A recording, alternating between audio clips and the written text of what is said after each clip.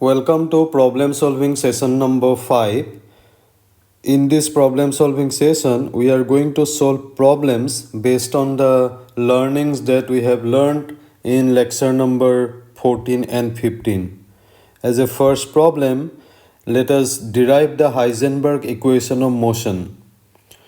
So to derive the Heisenberg equation of motion, let us recall that the expectation value of an operator in the Schrödinger picture is given by this expression psi of t a psi of t.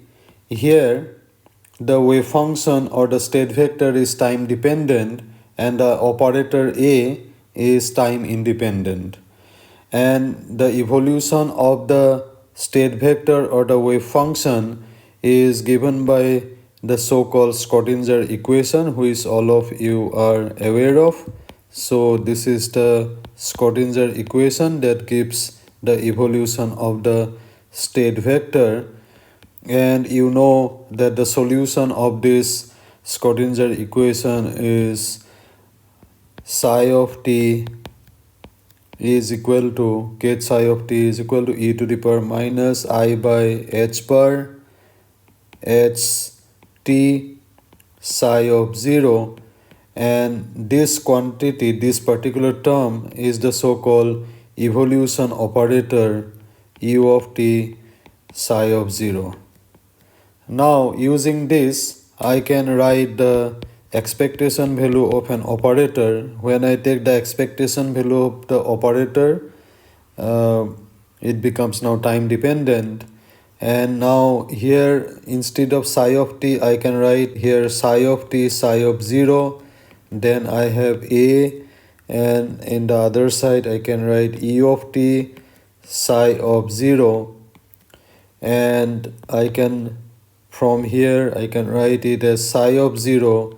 If I take it this side and if I take it this side, then it would become u dagger t a, and this would be u of t psi of 0. Now you see here, now this wave function is now time independent, or the state vector is time independent, and this whole quantity I can define as the operator ah, which is the Heisenberg representation of the operator, and ah is equal to u dagger of t a u of t, and this is the connection between this Schrödinger operator and the Heisenberg operator.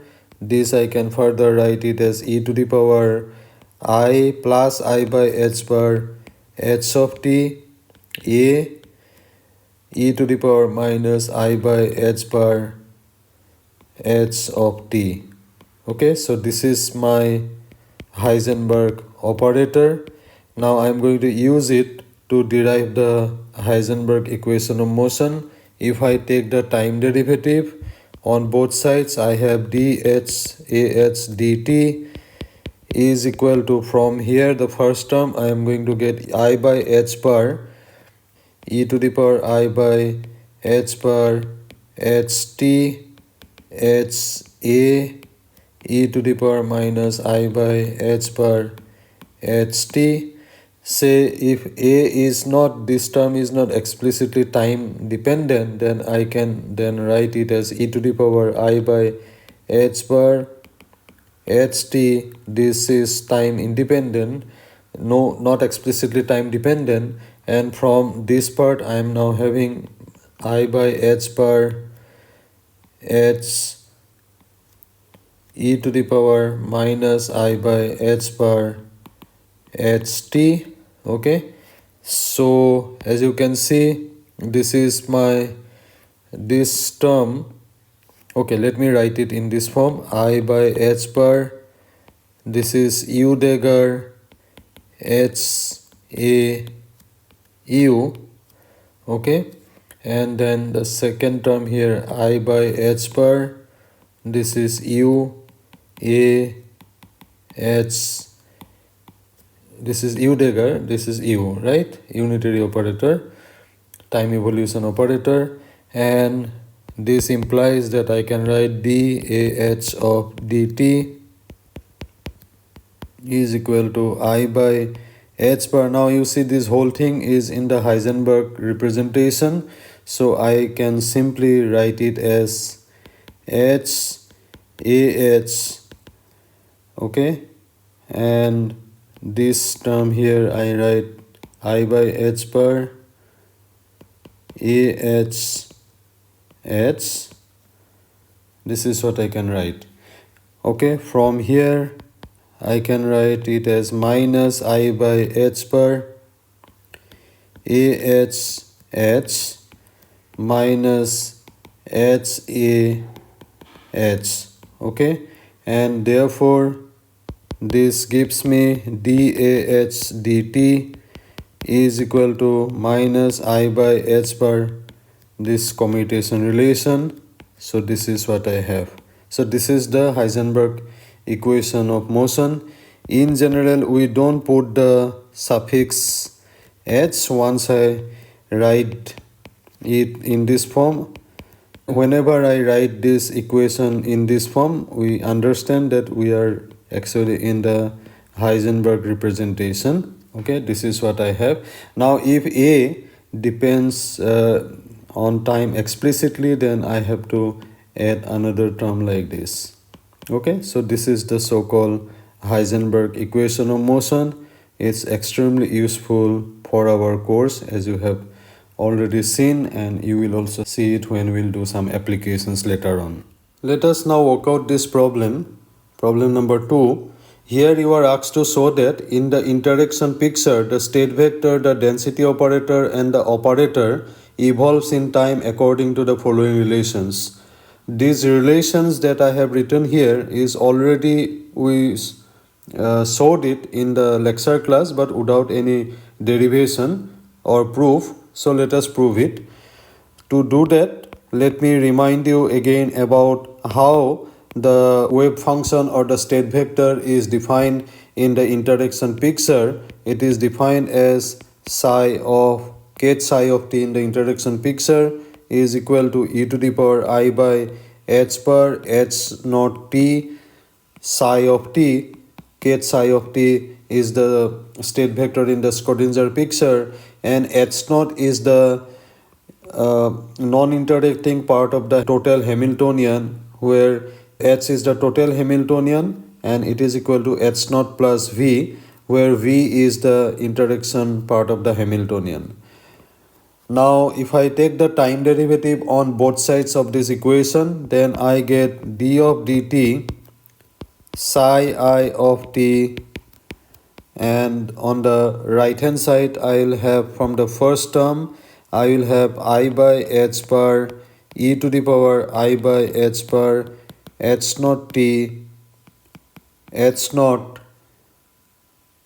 psi of t, and I will have from the second term, second part, this part, I will have e to the power I by h bar h naught t d psi of dt.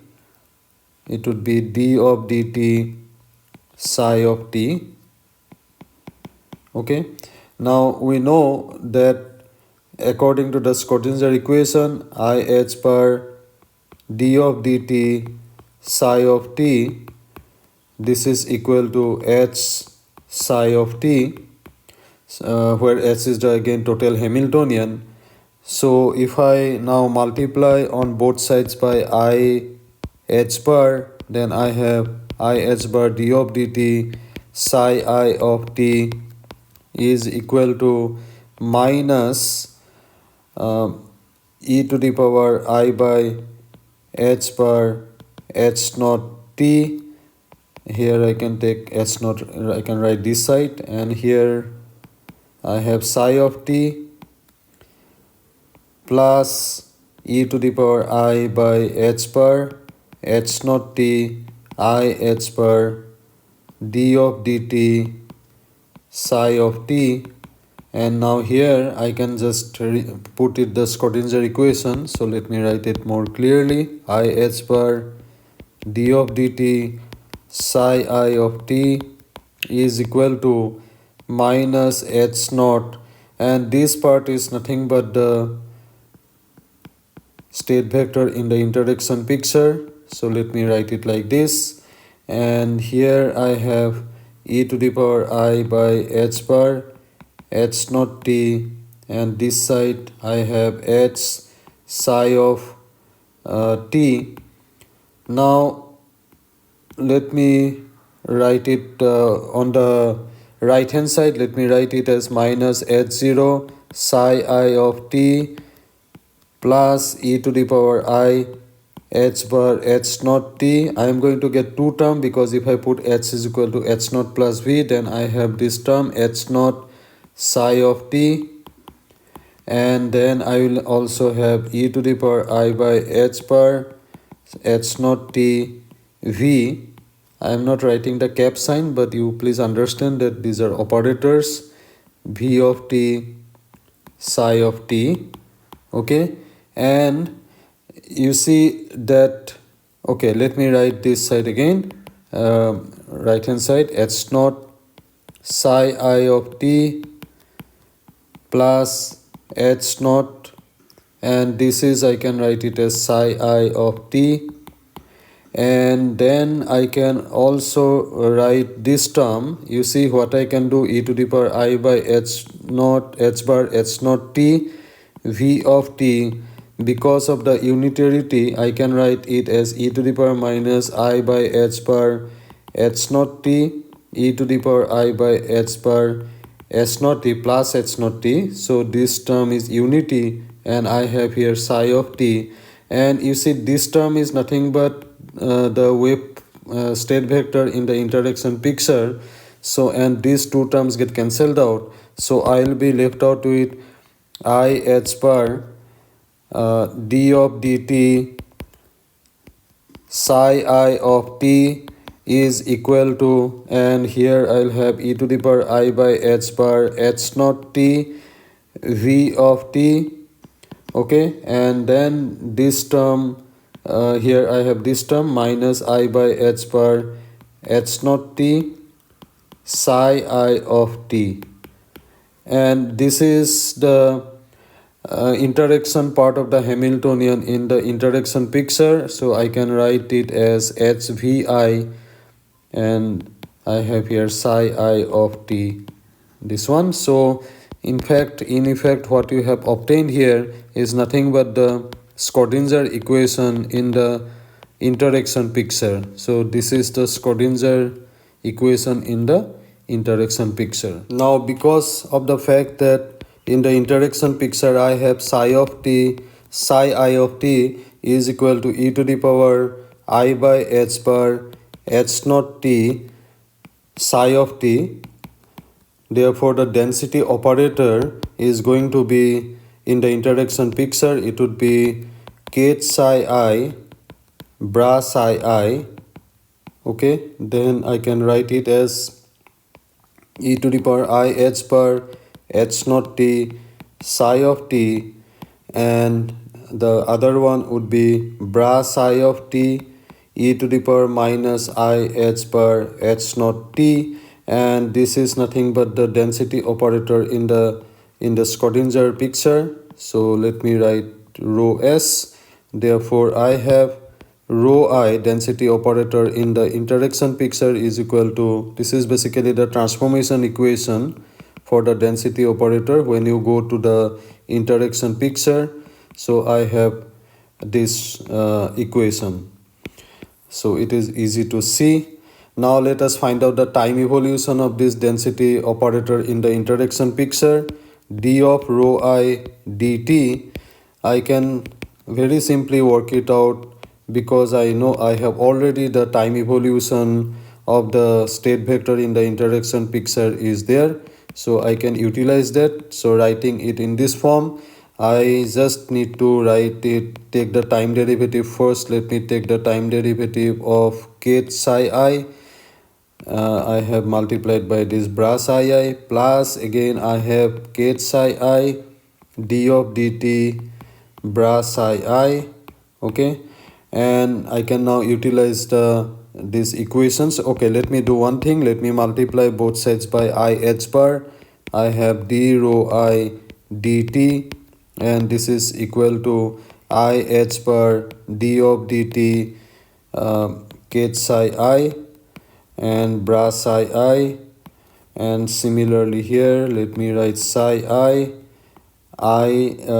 h bar d of dt psi I k bra psi I.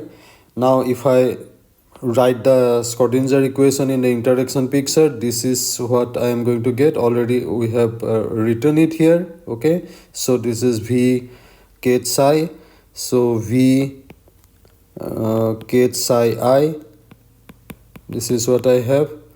And from the second term, you know, in the second term, if I take if I put at minus IH bar, then I have to put a minus sign here. So this is going to give me minus psi I, and the Schrodinger equation is going to give me here bra psi I V dagger. Okay, that's what I am going to get. This is Vi, so Vi dagger.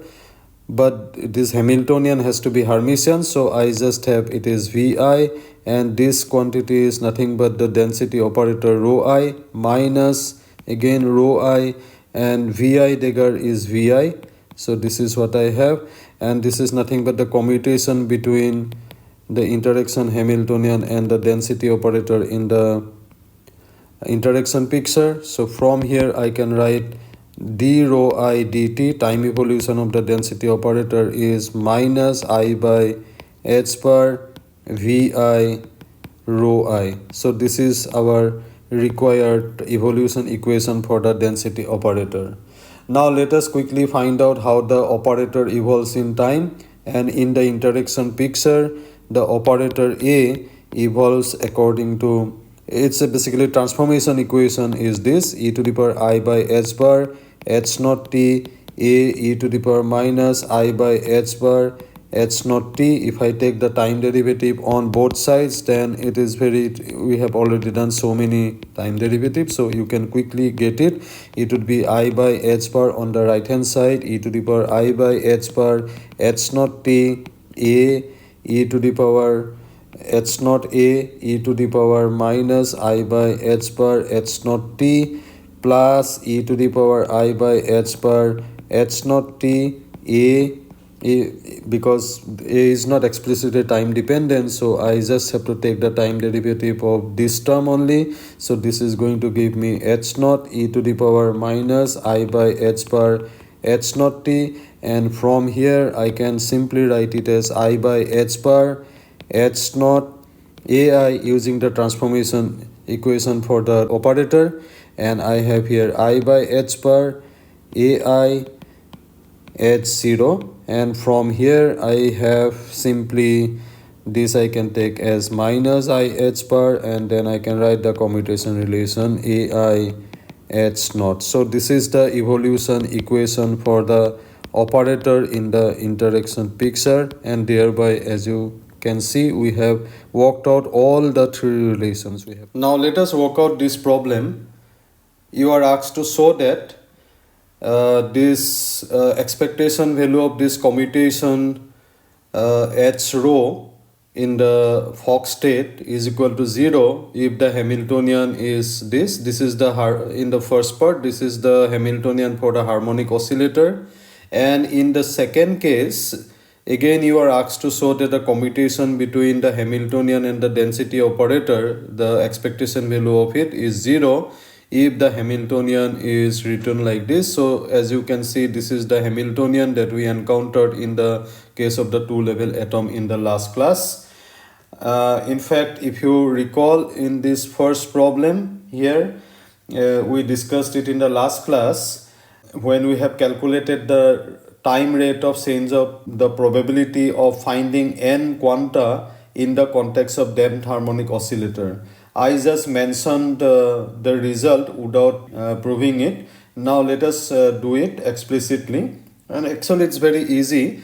So to do that, I'm going to do the first part of the problem now.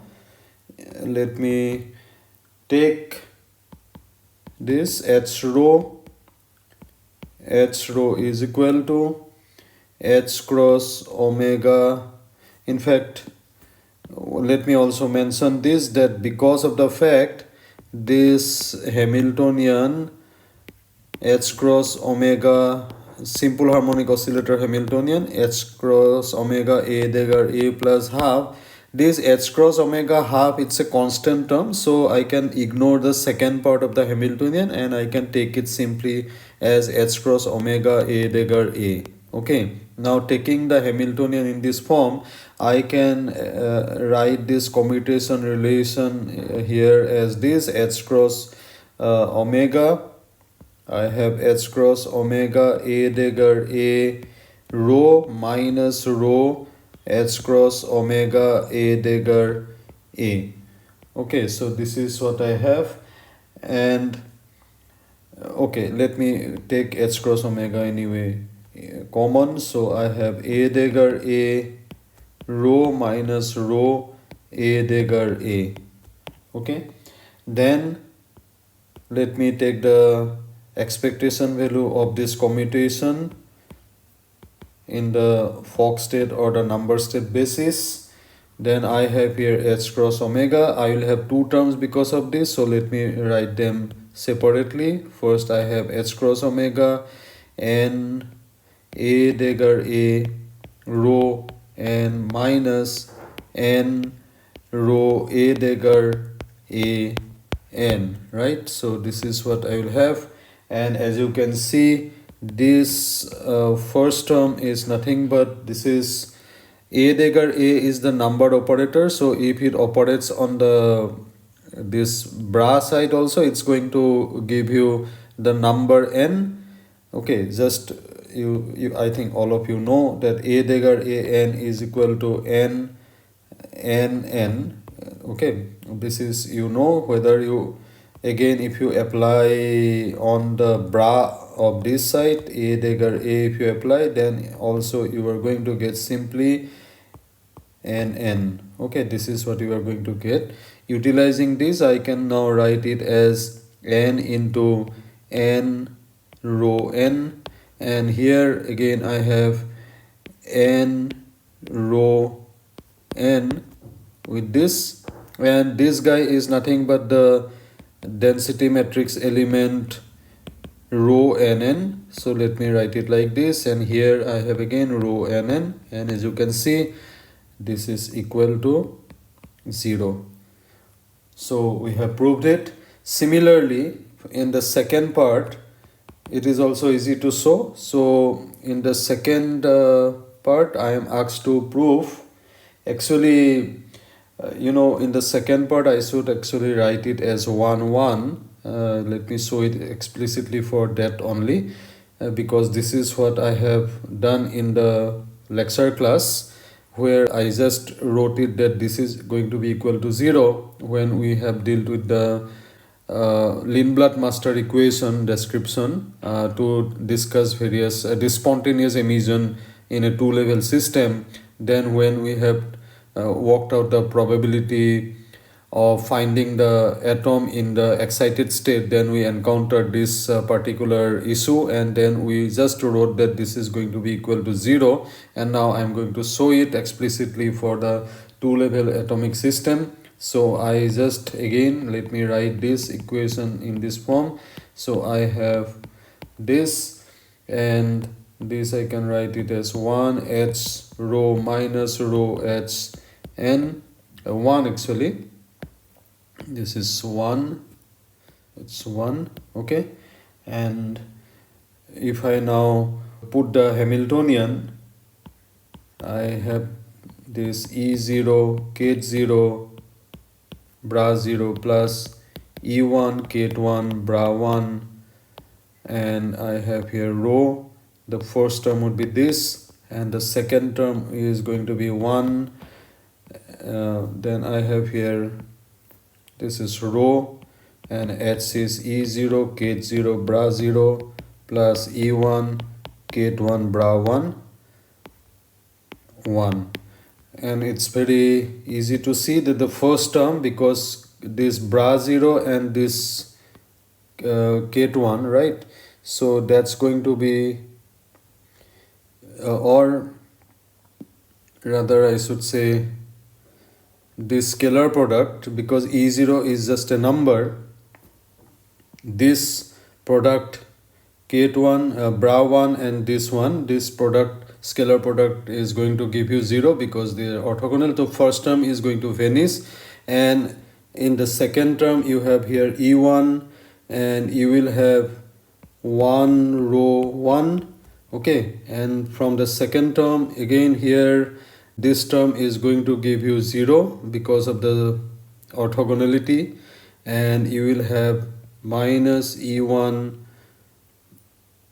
you will have 1 row 1. Okay, this is what you have, and again you see this is simply row 1 1 density matrix element, and here you have E1 row 1 1, so therefore it's going to be equal to 0. So actually whenever the Hamiltonian is diagonal, okay, then you are always going to get this commutation relation with respect to any Fock state or other states. It's going to give you simply 0. Now let us work out this problem. Here again this we have encountered in our discussion for this Lindblad master equation in the context of the damped harmonic oscillator, where I just have written down the result only. Now let me evaluate it explicitly. So you are asked to evaluate this relation. So to do that, let me do it term by term. So first term I have n a rho a dagger n. So let us evaluate it. While evaluating it, I am going to use this relation, say a dagger n, if it operates on it, then I get n plus 1 square root n plus 1. Okay, get n plus 1. And also you recall that n, if you apply on the bra side, then this is actually going to give you root n plus 1 bra n plus 1. Okay, I hope you know this.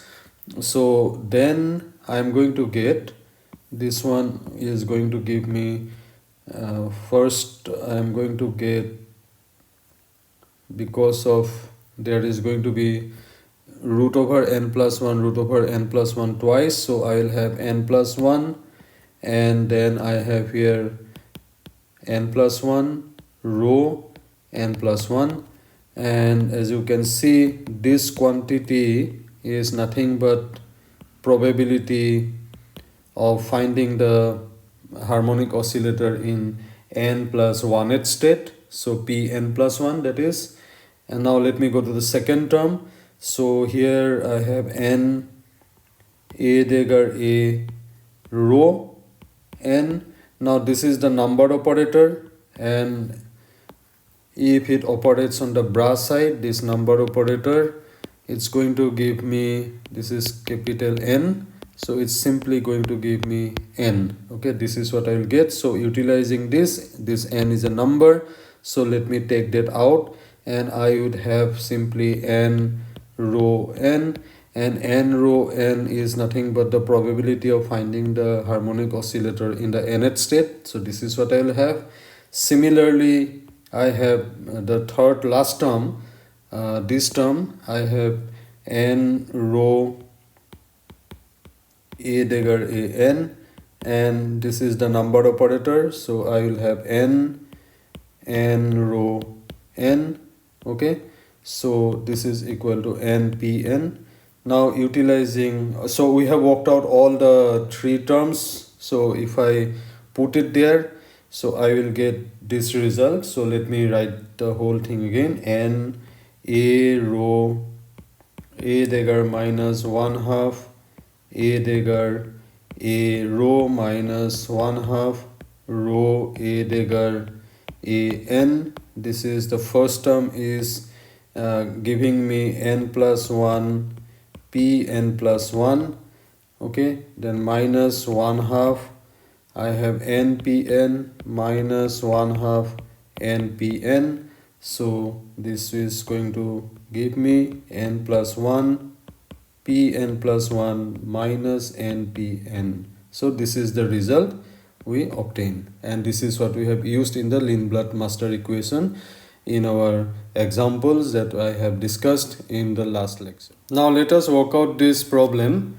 Consider a harmonic oscillator interacting with the environment at a finite temperature. Find the rate of change of the number of quanta using the Lindblad-Master equation approach.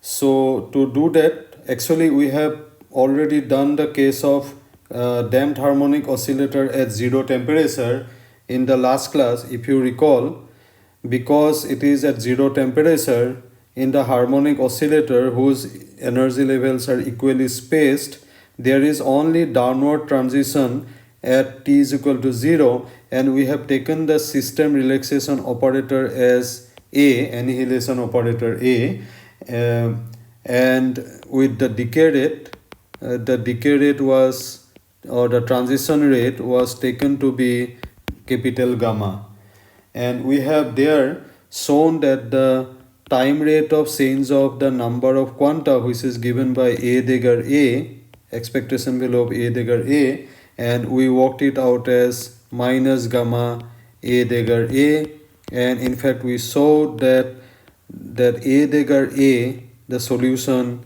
at time t, is equal to e to the power minus gamma t A dagger A at time t is equal to 0. This we have already done. So now here we are considering the case of this harmonic oscillator interacting with the environment at a finite temperature T. Because it is at a finite temperature T, so there is going to be both upward transition as well as the downward transition. Let's say the upward transition is given by the rate is happening with the rate gamma plus, and the downward transition is happening with the rate gamma minus.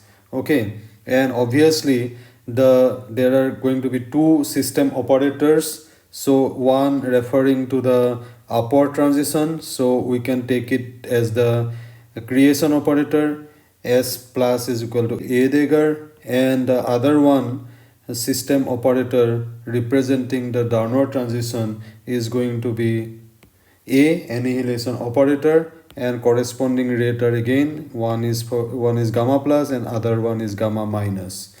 Now we can therefore write down the Lindblad-Master equation. So just to get reminded that the Lindblad-Master equation is of this form, we have d rho dt is equal to minus I by h bar h rho.